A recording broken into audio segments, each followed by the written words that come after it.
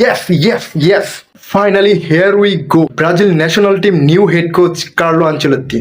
So finally, Brazil national teamer head coach Don Carlo হয়ে গেছে। যারা নিউট্রাল ফুটবল ফ্যান আছে আজকে তারা সবাই হ্যাপি, কারণ চারোদিকে ব্রেকিং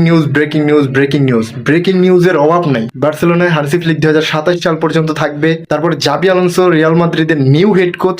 মানে আজকে যারা বিশেষ করে ব্রাজিল ফ্যান আছে, বিশেষ করে যারা মাদ্রিদ ফ্যান আছে, তারা অনেক খুশি। আর যারা এই সিজনের এল ক্লাসিকো গুলা দেখছেন তারা তো আরো বেশি খুশি। হান্সি ফ্লিক 2027 সাল পর্যন্ত বার্সেলোনায় থাকবে। রিয়াল মাদ্রিদের অনেক হিসাব কিতাব বাকি আছে বার্সেলোনার সাথে, বিশেষ করে হান্সি ফ্লিকের ট্যাকটিক্সের সাথে।